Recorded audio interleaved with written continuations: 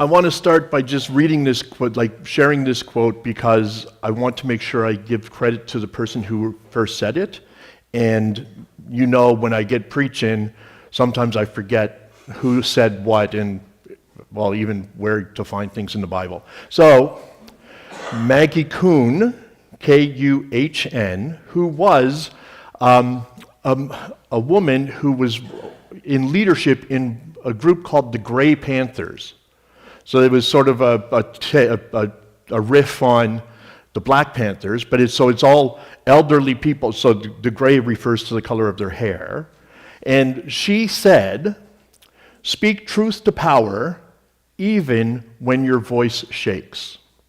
So speak truth to power, even when your voice shakes. And again, Maggie Kuhn. So I don't want to talk about that phrase without giving credit to where it belongs.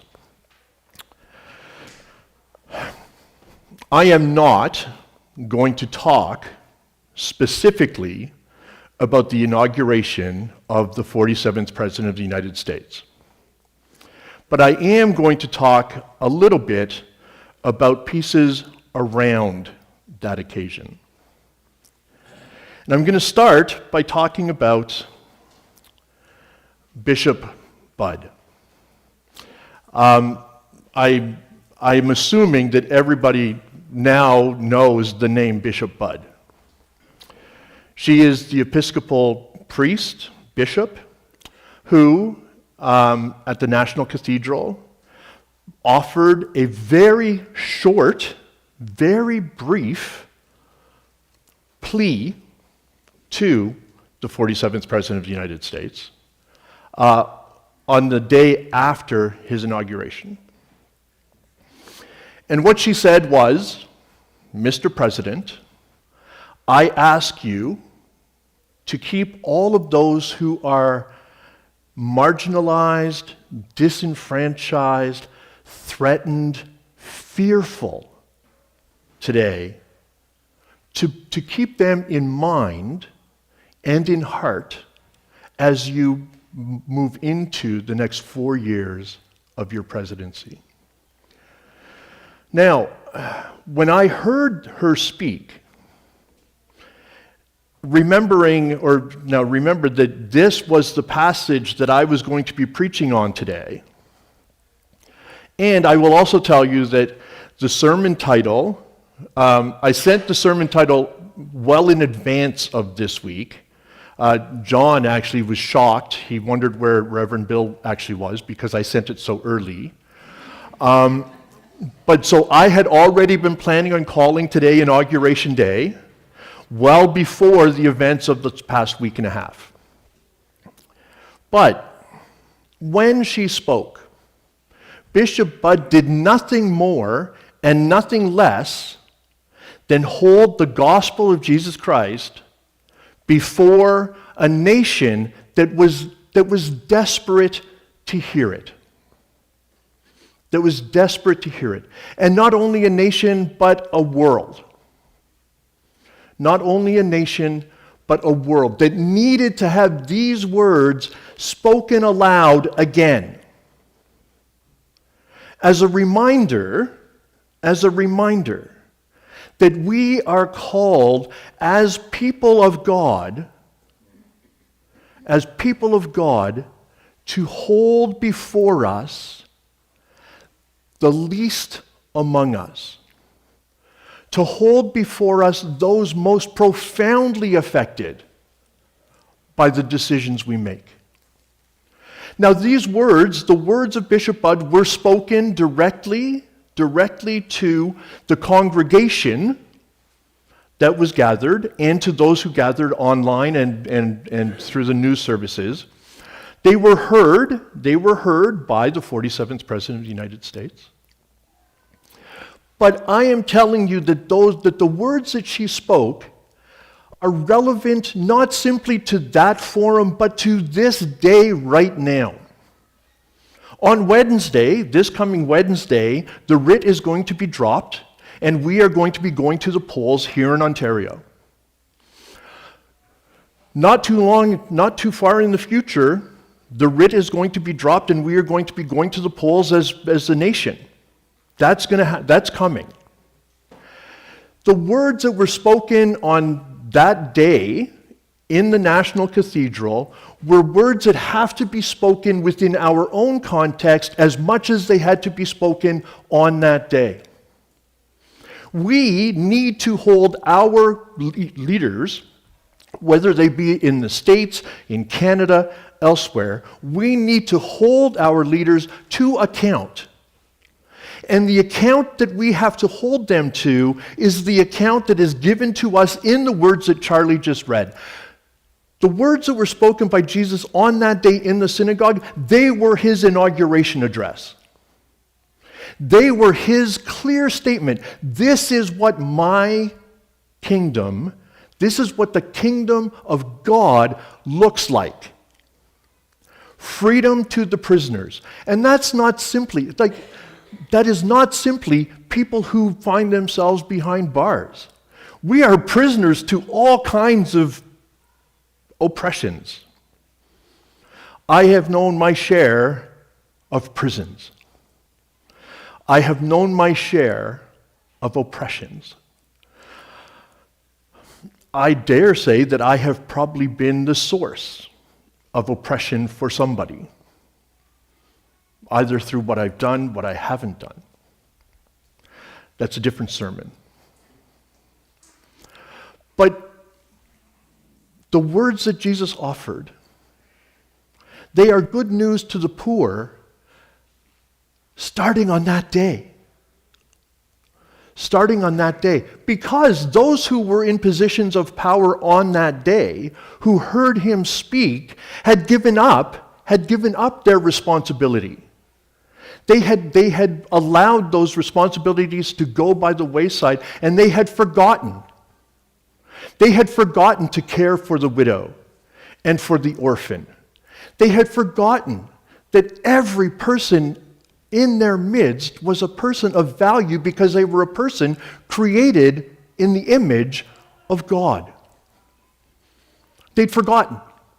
And so they needed to hear those words spoken to them in that place at that time, and Jesus was announcing to them and to the world that this is the kingdom that he was ushering in. A kingdom of justice, of compassion, of freedom, and of love. We, as a society, have forgotten our responsibilities. I got an email 2 days ago from a young man who I know and who knows me, but his plea, he was pleading. He said he had people that he knew, friends, who in this weather are sleeping in tents and have twice had their tents confiscated and removed and their possessions stolen. I will say they were stolen. What are they to do? He was desperate to find an answer. A week and a half ago, I was laying in bed, and I got a phone call from another young man from another faith community who said to me that he's been praying, trying to find direction in his life. And God put it upon his heart to find answers, to find solutions to the realities of homelessness and hunger in our midst. People are desperate to know, to hear this message. People are desperate to feel themselves emblazoned, to find solutions that we know are there,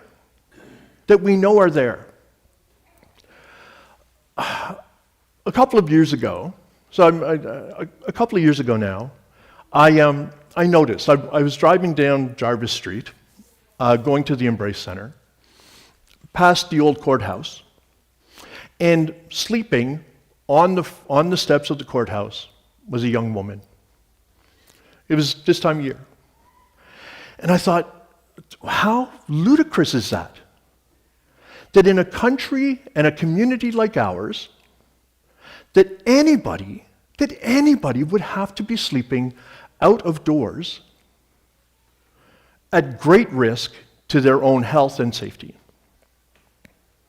At that time, I wrote a letter. I wrote a letter to the provincial government, actually.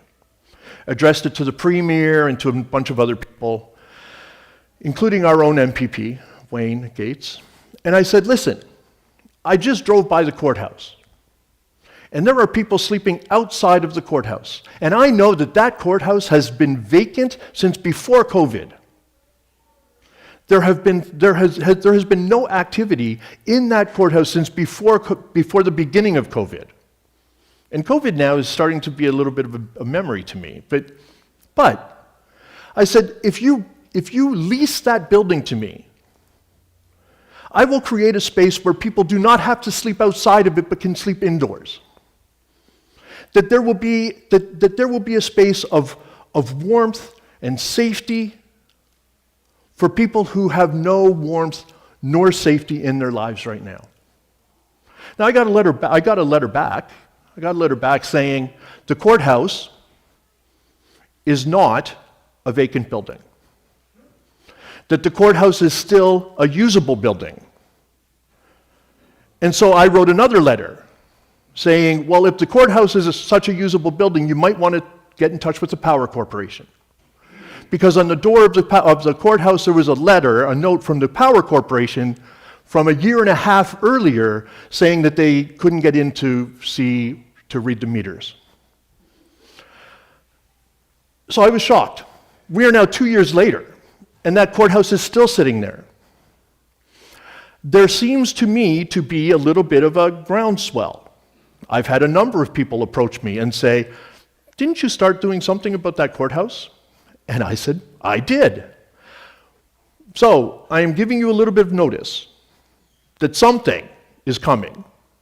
There will be a little bit of a groundswell piece here so that we as a congregation and we as a community of Fort Erie can say to the leaders in our midst that today is the time when we need to start building a more just society. When people who are living in the cold can move indoors. When people who are living in abject unsafety can move into a space of safety. Where people do not have to pay money. And there are places where people can go to get warm. But try sitting in Tim Hortons without buying a coffee. And you figure out places. Just try. It doesn't work. And I will tell you that in some places, you can offer to buy someone a coffee and you will be denied because they don't want them in there. That's ridiculous, and that is a condemnation of us as a society. We need to hear the words, good news to the poor, freedom to the prisoner. We need to hear the words, Mr. President, please, as you lead for the next 4 years, remember these people. So I'm going to wrap this up shortly, but I have a couple of other things that I need to say. One of the pushbacks, so the immigration policies that are now being enlivened in the U.S., there are a number of illegal, quote unquote, because, what is an illegal person? But there are a number of illegal people who have now started to be deported. And the defense that is being offered from some quarters is this. We need them because they mow our lawns, they tend our fields, they clean our houses, etc., etc. Now that's true. That's true. The people that we are talking about, that is the labor that they fulfill. But that's not why they have to be defended. They don't have to be defended because they're going to mow my lawn. They have to be defended because they are people created in the image of God. They have to be defended because they are brother and sister to each one of us. I'm grateful that they mow the lawn or clean the pool. I pray that they get paid properly for that. But that's not why they have to be defended. We don't have to defend the LGBTQ community because, well, for any other reason than they are people created in the image of God. They are brother and sister to us, and if we need to understand that, all we need to do is go back to Jesus. You know, who is my neighbor? And he named the person who was the most outside of the neighborliness of the person who was talking to him. That is who we are called to not only defend, but to love. And if we love our neighbor, if we love our brother and sister, we're not going to put them on a plane and fire them off to some distant, back to even the country of origin, where we know they are going to be in places of danger. We're not going to do it. If we love our brother and sister, we're not going to let them sleep on the street corner or in tents in a field, and we certainly aren't going to take their tents and throw them in the garbage so that they now have nothing when they had nothing to start with. We're not going to do it. And we as a society have to hold that before us. When we go to the polls, and I'm not offering you any kind of a partisan thing. I'm not telling you who to vote for. What I'm telling you is ask the questions. Ask the questions. What is your solution to homelessness? If it's to disband, to tear apart tent cities with no other solution, with the threat of conviction if people return to the park, that is not a solution. And that is not gospel. And that is not Jesus, and that is not me. We have to get angry. We have to get angry.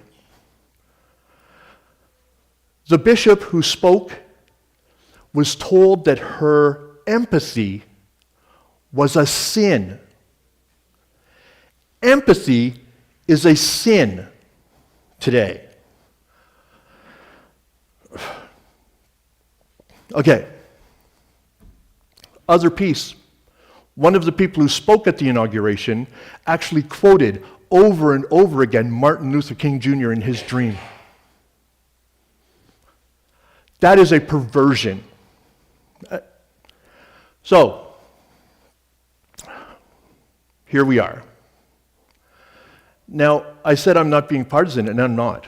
I have preached from this, probably from right here before, that, Donald Trump, who is the 47th President of the United States, in case you're wondering, Donald Trump is more than welcome to sit in these pews. Donald Trump is more than welcome to join us for snack and conversation after worship, as is Doug Ford, as is Stiles, can't remember her first name, Merritt Stiles, as is the leader of the Liberal Party, whose name I don't know, as is the incoming Liberal leaders federally, as is Pierre Poilievre. Anybody is welcome in this place. Anybody is welcome in that space. Anybody is welcome to join us in the conversation, but they are not going to hear anything other than the gospel. They are not going to hear anything other than Jesus preached a God of love, compassion, justice. We need to hold that. We need to preach that in our words and in our actions. And we need to be active participants in the seeking of a just society where nobody has to go to bed hungry, nobody has to go to bed without a roof over their head, nobody has to go to bed fearful for their lives. And now last thing, I talked about the people who contacted me and, the society that they were hoping for and the work that I'm hoping to kind of re-enliven. Yesterday, we also found a message on Facebook. A young woman, mother of 2 girls, she and her husband had come on hard times. She put out a call, said, we're desperate. They don't get any financial assistance until next Friday. They'd already used the food banks. They were desperate. They had no car. And so someone said, I think Beth did. Beth actually put on that post, maybe get in touch with the Embrace Center. We saw it, Reverend Cheryl saw it, and she said, did I see it? And I hadn't, so I responded and I said, okay, maybe PM me, send me a private message and we'll see what we can do. So we ended up putting together a bag of groceries. I went to the center, we had some groceries there, so I put together another bag, sent some toilet paper because that was one of the things that they really needed. So you know that if they're asking for toilet paper, they're not looking to scam anybody. So then I went and I delivered it, myself and Logan. When I got there were 2 other cars that were also delivering groceries. There were people who had seen it and responded to the call. That's the society we need to live in. First of all, we need a society where nobody has to put online that they're that desperate for groceries. But when that call comes, because as Jesus said, you will always have the poor with you. There will always be poor people in our midst. That's not a reason to not act. That is a reason to act. That is a reason to be proactive as well as reactive. We advocate for a just society and we feed the hungry. We advocate for a just society and we house the homeless. We advocate for a just society and we free the oppressed. That's what we do. Today, I'm going to tell you this right now. The words that we heard Charlie read, that this is the year of the Lord. When Jesus said it, people wanted to kill him. When the bishop said it, there have now been threats on her life. Today, I am telling you, in our midst, in this place, at this moment, those words are true. We are the body of Christ. We are the body of Christ. It is our ministry, our mission, to make those words true today in a way that they have not been true in the past, and to create a society that is more just tomorrow than it was yesterday. Thanks be to God.